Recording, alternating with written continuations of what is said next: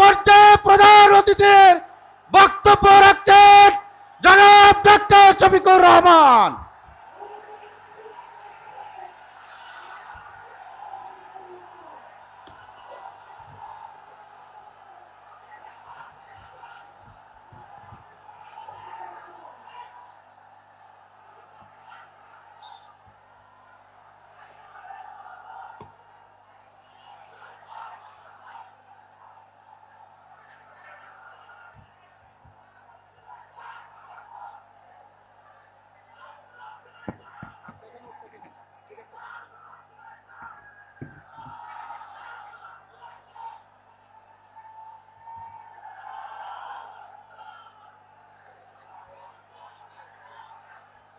আসসালামু আলাইকুম রহমতুল্লাহ।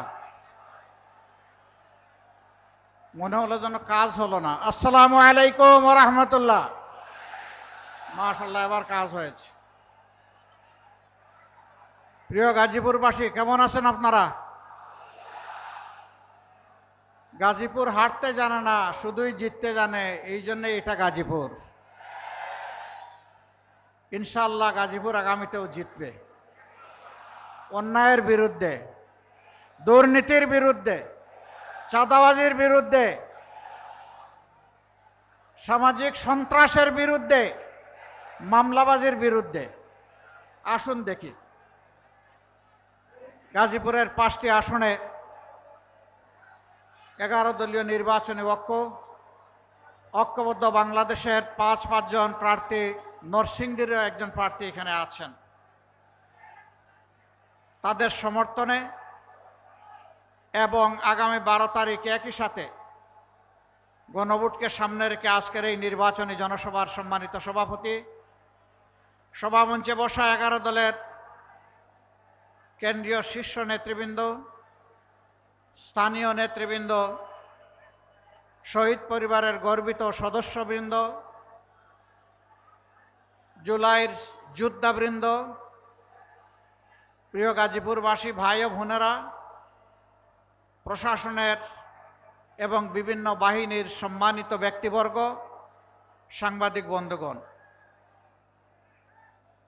আগামী 12 তারিখ বাংলাদেশের ইতিহাসে সবচেয়ে গুরুত্বপূর্ণ নির্বাচন অনুষ্ঠিত হতে যাচ্ছে। এর আগে 12টি নির্বাচন অনুষ্ঠিত হয়েছে। 73 সাল থেকে শুরু করে 24 সালের 7 জানুয়ারি পর্যন্ত এক এক করে 12টি নির্বাচন অনুষ্ঠিত হয়েছে।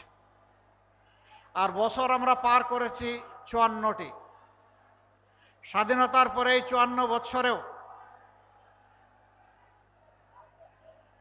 এই ভাই এখানে যারা আছেন তারা বসে যান, নিজে বসেন, সবাই নিজে বসেন। এই সাংবাদিকদেরকে বসানোর চেষ্টা করবেন, আপনি বসেন, তারা তাদের পেশাগত দায়িত্ব পালন করবে। ভাই আপনি বসে যান, এই ভলান্টিয়ারি না করলে ভালো হবে। বসেন, ওনাদেরকে ওনাদের দায়িত্ব পালন করতে দেন। প্রিয় সংগ্রামী গাজীপুরবাসী, এখানে যারা আছেন সাংবাদিকদেরকে বসতে বলেন কেন? বসেন, বসেন, ওনাদেরকে বসতে বলবেন না, আপনারা বসেন।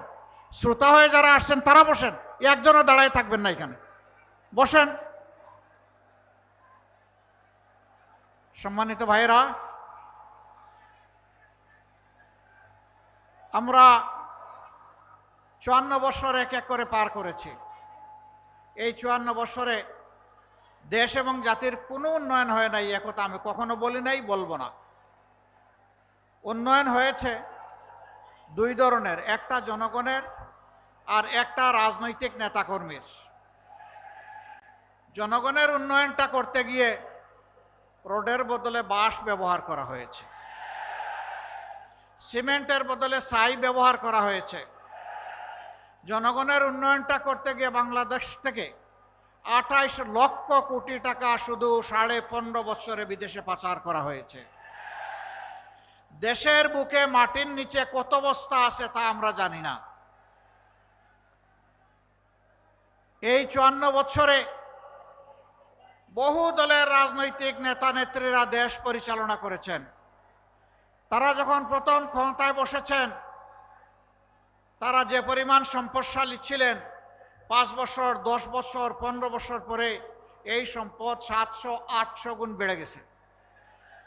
এবং সবার বাপের বাড়ি যাই হোক, শ্বশুর বাড়ির সম্পদ হু হু করে বেড়েছে। সবার শ্বশুর বাড়ি ধনী, বাপের বাড়ি একটু গরিব। সাহস করে না, মনে করে বাপের বাড়ির কারণে আমি অবৈধ সম্পদ যদি চালান দেই, ও মরবে, আমারও মারবে।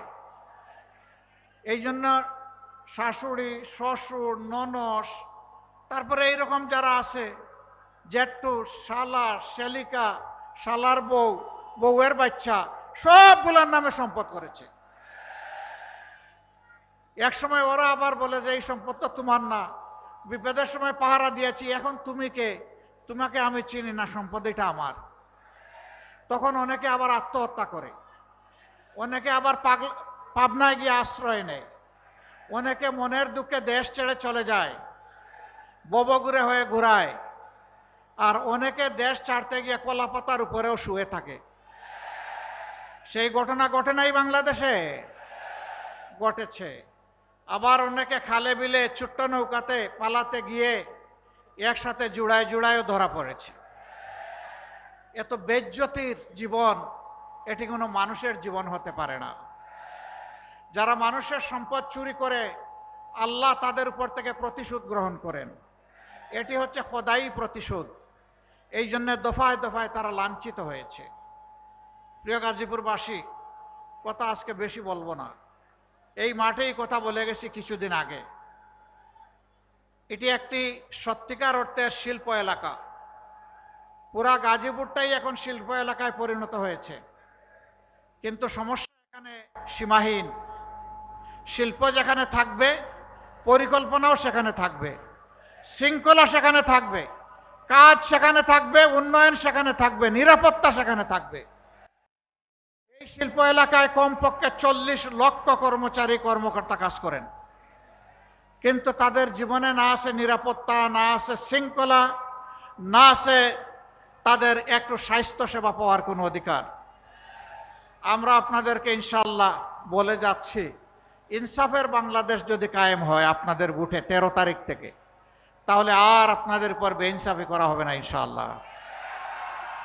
এই শিল্প এলাকাকে শিল্পর মতো করেই ইনশাআল্লাহ সাজানো হবে। এটি যেন শিল্পের একটি সাজানো বাগান, সেরকম করে ইনশাআল্লাহ সাজানো হবে।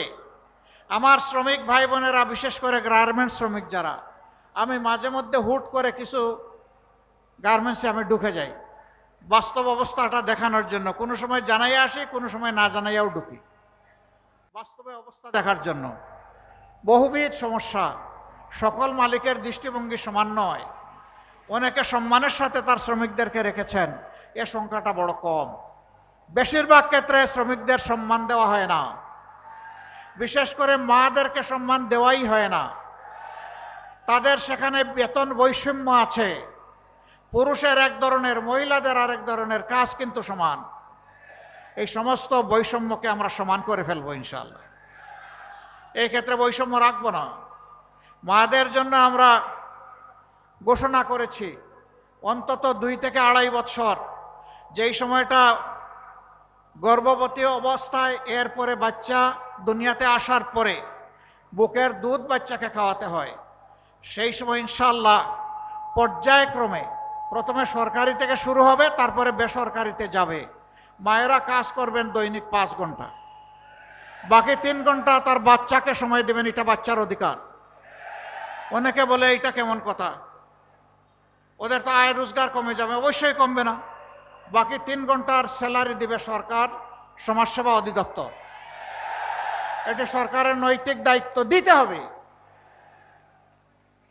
একটা সুস্থ মা, একটা সুস্থ শিশু, আগামী দিনের সুস্থ সমাজ। এই সুযোগ, এই সম্মান তাদেরকে দিতে হবে। অনেক মা 8 ঘন্টা ঘরের বাইরে অবুঝ বাচ্চা রেখে থাকতে পারবেন না, এই জন্য চাকরি ছেড়ে দেন। আমরা চাই মায়েরা চাকরিতেও থাকবেন, আবার বুকের সন্তানকেও জড়াইয়া ধরবেন।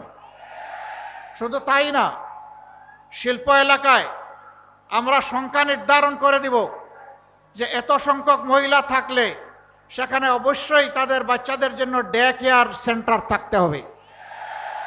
মা কাজের ফাঁকে 8 ঘন্টা সেখানে গিয়ে বাচ্চাকে দুধ খাওয়াবে, তার খবর নিবে, বাকি ওখানে নার্সিংয়ের জন্য যারা থাকবে তারা তার কেয়ার নেবে, যাতে নিশ্চিন্তে একজন মা তার সন্তানেরও ন্যূনতম হক আদায় করতে পারেন, আবার তার পেশাগত দায়িত্বও পালন করতে পারেন। আমি যখন এই কথা বললাম, একদল হায় হায় শুরু করে দিল, হায় রে হায়, আমাদের মহিলাদের সব চাকরি শেষ, এখন তো নারীদেরকে ঘরে ঢুকিয়ে রাখবে দেখতেছি আমির সাহেব। নো, বরঞ্চ মাদেরকে সম্মান দিয়ে কাজের সাথে রাখাই হচ্ছে আমাদের উদ্দেশ্য। ইনশাল্লাহ আমরা তাই করব। শিল্প এলাকায় গার্মেন্টসে যারা শ্রম দেন, তাদের বাচ্চারা অনেক সময় ভালো শিক্ষার আলো থেকে বঞ্চিত হন। আমরা কথা দিচ্ছি, পরিবার কেন্দ্রিক রাজনীতি, রাজার ছেলে রাজা, রাজনীতির এই ধারা পাল্টে দেব ইনশাআল্লাহ। একজন শ্রমিক ভাই কিংবা বোনের সন্তান, সেও যদি মেধাবী হয়, তার মেধা বিকাশের দায়িত্ব নিবে সরকার, দায়িত্ব নিবে রাষ্ট্র। আমরা চাই তাদের মধ্য থেকে আগামী দিনের প্রধানমন্ত্রী বের হয়ে আসুক। আমরা সেই রাজনীতির ধারা চালু করতে চাই। তখন ওই সন্তানটা গরিব দুঃখের প্রতি কিভাবে দরদ দিতে হয়, আমার চেয়ে সে ভালো বুঝবে। জুলাই আন্দোলন করেছে আমাদের সন্তানেরা, শ্রমিকেরা, কৃষকেরা, মজুরেরা, ব্যবসায়ীরা, মায়েরা, বোনেরা, আমাদের মেয়েরা, ছেলেরা, সবাই আন্দোলন করেছে। একটাই দাবি, উই ওয়ান্ট জাস্টিস। আমরা ন্যায় বিচার চাই। সমাজে যখন ন্যায় বিচার প্রতিষ্ঠিত হবে, প্রত্যেকটি মানুষ, প্রত্যেকটি এলাকা তার অধিকার পেয়ে যাবে। গাজীপুর ঘনবসতিপূর্ণ একটা শিল্প এলাকা। এই এলাকার রাস্তাঘাট, ড্রেনেজ সিস্টেম, সুপেয় পানির সার্কুলেশন, গ্যাস সরবরাহ, সাস্টেইনেবল ইলেকট্রিসিটি সাপ্লাই, সব কিছুতেই সমস্যা আছে। অথচ এই গাজীপুর বাংলাদেশের জিডিপিতে বিশাল অবদান রেখে চলছে। যার যেমন অবদান, তাকে তেমন মূল্যায়ন করতে হবে, এর নাম ইনসাফ। সবাইকে গলা কেটে সমান করে দেওয়ার নাম ইনসাফ নয়। যার যেটা ন্যায্য পাওনা, তার হাতে সেটাই তুলে দিতে হবে ইনশাআল্লাহ। আমাদের এই মানুষগুলো সেদিন কারো কাছে মিছিল করে বলে নাই, দে দে চাঁদা দে। এটা কেউ বলেছিল? কেউ মিছিল করে বলেছিল দে দে বেকার ভাতা দে? বলেছিল? তাও বলে নাই। কেউ বলেছিল দে দে ফ্যামিলি কার্ড দে? বলেছিল? বলে নাই। বলেছে দে দে আমার হাতে কাজ দে, আমি কাজ করে সম্মানের সাথে বাঁচতে চাই। প্রিয় দেশবাসী, যুব সমাজ, আমরা কারো হাতে বেকার ভাতা তুলে দিয়ে অপমানিত করব না।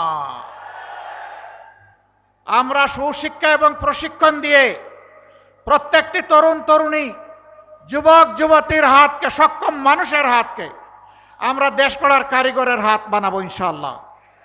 কাজ তুলে দিয়ে বলবো, এইটাই বাংলাদেশ, যা চেয়েছিলে এইটা তোমাদের দাবি, এবার দুই হাতকে বাংলাদেশকে গড়ে দাও। যুব সমাজ তৈরি হয়ে যাও, আমরা এই দেশটাই তোমাদের হাতে তুলে দিতে চাই। বাংলাদেশ নামের যে উড়োজাহাজ, এইটার ককপিটে বসিয়ে দিব যুব সমাজকে। আমরা গিয়ে বসবো প্যাসেঞ্জার সিটে ইনশাআল্লাহ। ওরা আর পিছনে তাকাবে না, ওরা সামনে নিয়ে দেশকে এগিয়ে যাবে ইনশাআল্লাহ। একদল লোক আছে শুধু পিছন নিয়ে কামড়া কামড়ি করে।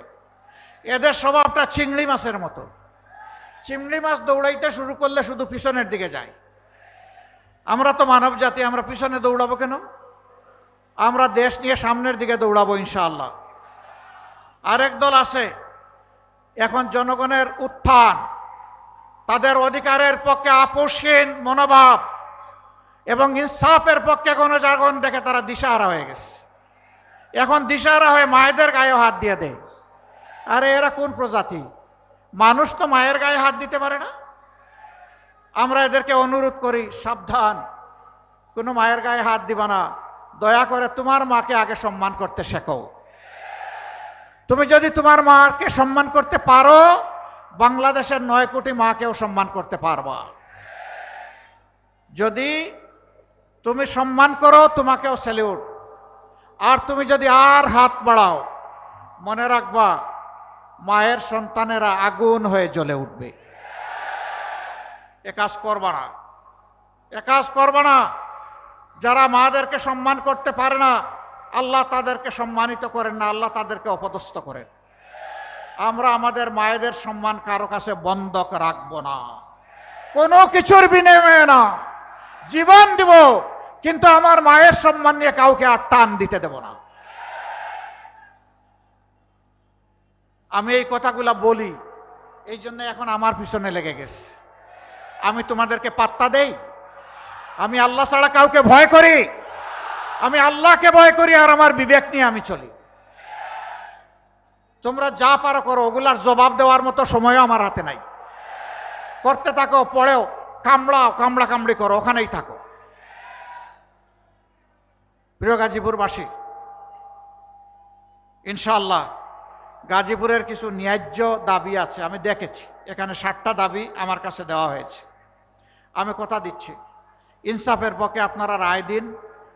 ইনশাআল্লাহ আমরা যদি আল্লাহ তাআলার মেহেরবানি বিইজনিল্লাহ এবং আপনাদের ভালোবাসা সমর্থন ভোটে এ দেশ সেবার দায়িত্ব পাই, আমি আপনাদেরকে সাক্ষ্য রেখে বলছি, গাজীপুরের প্রতি আমরা বেইনসাফি করব না।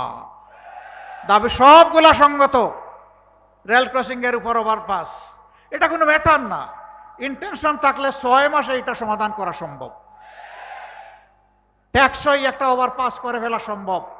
প্রতিদিন মানুষ দুর্ভোগের শিকার হচ্ছে। ইনশাল্লাহ আমরা করব। বলবেন এত টাকা কই পাবেন? এই যে যাচ্ছেন আর করবেন সব জায়গায় বলেন, টাকা আমাদের আছে তো। টাকা আছে না? কোথায় আছে জানেন? দেশের বাইরে আছে। ওই যে চোরগুলো দেশের টাকা লুণ্ঠন করে বাইরে পাচার করেছে। ইনশাআল্লাহ তাআলা আজিম, আল্লাহ সুযোগ দিলে ওদের মুখের ভিতরে হাত ঢুকাইয়া পেটের ভিতর থেকে বের করে নিয়ে আসবো ইনশাআল্লাহ। এবং সেই টাকা রাষ্ট্রীয় কোষাগারে জমা হবে। যার যেমন পাওনা, যে এলাকার যেমন হক, তার পাওনা সেই এলাকায় তাদেরকে সমঝে দেওয়া হবে ইনশাআল্লাহ। তবে আমরা মন গড়া পন্থায় কোনো উন্নয়ন করব না, নিজেদের ভাগ্য বদলের উন্নয়ন করব না। 18 কোটি মানুষের ভাগ্য বদলের উন্নয়ন আমরা করব ইনশাআল্লাহ। এই উন্নয়নের অংশীদার হবেন আমার কৃষক, শ্রমিক, মেহনতি মানুষ, সকল শ্রেণী পেশার মানুষ। এর উন্নয়নের কারিগর হবে আমাদের যুব সমাজ ইনশাআল্লাহ। একই সাথে কাজ করবেন মায়েরা, একই সাথে কাজ করবে আমার ভাইয়েরা। যার যার জায়গায় শ্রেষ্ঠ অবদান রেখে চলবে। মাদের জন্য বাড়তি একটা দায়িত্ব আমাদের আছে মায়ের জাতি হওয়ার কারণে। এই দায়িত্ব হচ্ছে গৃহে, চলাচলে, কর্মস্থলে, 3 জায়গায় ইনশাআল্লাহ মায়েদের জন্য আমরা নিরাপত্তা এবং মায়েদের জন্য আমরা মর্যাদা নিশ্চিত করব ইনশাআল্লাহ। তারা হবেন শতভাগ নিরাপদ এবং মর্যাদার সাথে তারা দায়িত্ব পালন করবেন। রাষ্ট্রে এই দায়িত্ব দিতে গিয়ে আমরা কোনো জাত পাত ধর্ম বর্ণ দেখব না। আমরা দেখব মানুষটা এই কাজের যোগ্য কিনা, আর দেশ এবং জাতির প্রতি তার অঙ্গীকার বা দেশপ্রেম আছে কিনা। এই 2টা জিনিস পাওয়া গেলে যেই যোগ্য তার হাতে কাজ চলে যাবে ইনশাআল্লাহ। প্রিয় দেশবাসী, আমরা একটা ইনসাফপূর্ণ দেশ চাই। আমাদের মার্কা কি বলেন তো? জামাতে ইসলামীর। হায় রে হায়, এইটা আগের সরকার খাইয়া হজম করে ফেলেছিল। কারণ এই দাড়ি পাল্লা থাকলে সমাজে তো বেইনসাফি করা যাবে না। এই পাল্লা যদি কোনোদিন বিজয়ী হয়ে যায়, তাইলে সমাজ থেকে বেইনসাফি দূর হয়ে যাবে। তাইলে এই লুটেরারা যাবে কোথায়? ব্যাংক ডাকাতরা যাবে কোথায়? দুঃখের কাহিনী কি বলবো, 15.5 বছর আমরা সকলেই মজলুম ছিলাম দেশবাসী। 5 তারিখ থেকে কিছু ভাই অতীতের মতো মজলুমদের উপর আবার ঝাঁপাইয়া পড়লেন। এবারকার নির্বাচনে আমাদের অঙ্গীকার দুর্নীতিমুক্ত দেশ গড়া।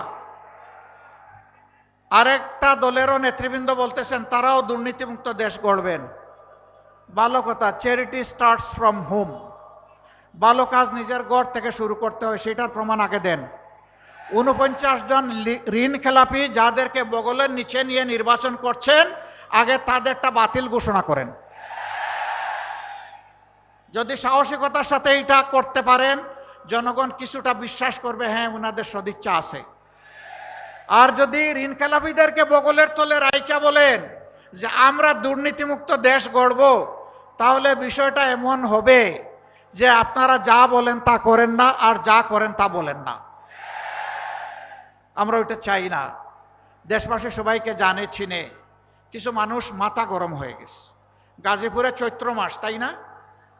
হ্যাঁ, গাজীপুরে চৈত্র মাস। এখন কি মাস? তো মাঘ মাসে মাথা এত গরম কেন? চৈত্র মাসে তাহলে কি হবে?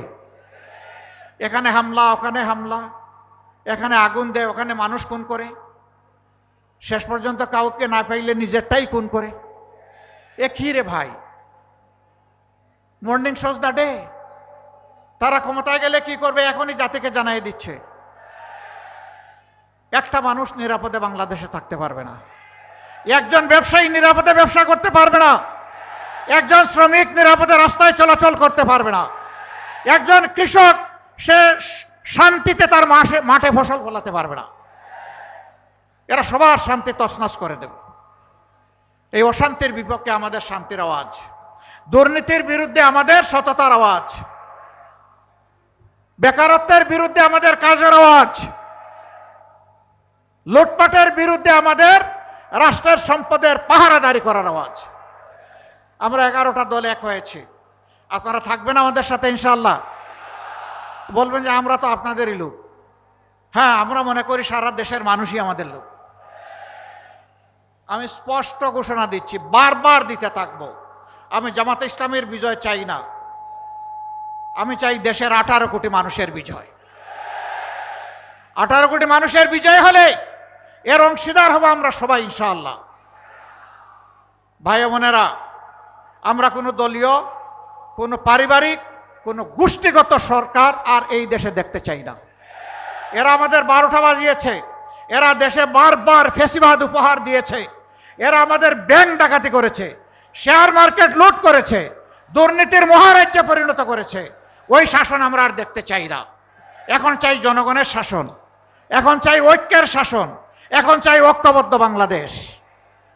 11টা দল আমরা এক হয়েছি। এই গাজীপুরে 5টি আসন আছে। আমি 5টি আসনে 11 দলের পক্ষ থেকে আমাদের যারা প্রার্থী তাদের হাতে আমি এখন প্রতীক তুলে দেব। আপনারা আমাদের সঙ্গে থাকবেন। 12 তারিখ বিজয়ের মালা ইনশাল্লাহ পরিয়ে তারপরে ঘরে যাবেন, ভোটের হিসাব নিয়ে ঘরে যাবেন। ভোটের দিকে কেউ যদি অন্যায়ভাবে হাত বাড়ায়, সেই হাত স্তব্ধ করে দিতে হবে। পারবেন? হ্যাঁ, 4টা নির্বাচনে মনের মতো করে ভোট দিতে পারেন নাই। যুব সমাজ জীবনে একটা ভোটও দিতে পারে নাই। কোনো ভোট ডাকাত আসলে ছেড়ে দেবেন না। ওই স্লোগান অচল, আমার ভোট আমি দিব, তোমারটাও আমি দেব, এই দিন শেষ। এখন তোরটা তুই দে, আমারটা আমি দেব। যুব সমাজ কাউকে ক্ষমা করবে না। চরম ফ্যাসিস্টকে ক্ষমা করে নাই, খালি হাতে বুক চিতিয়ে ফ্যাসিস্টকে বিদায় করেছে। আর এই সমস্ত বুট ডাকাতকে বিদায় দেওয়া এটা কোনো ব্যাপারই না। যুব সমাজ তৈরি? বলবেন যে আপনি বেঁচে গেলেন, আপনার তো বয়স হয়ে গেছে। আমি এই যুবকদের চাইতে কম যুবক না, আল্লাহর মেহেরবানিতে। একসাথে লড়াই করবো ইনশাআল্লাহ।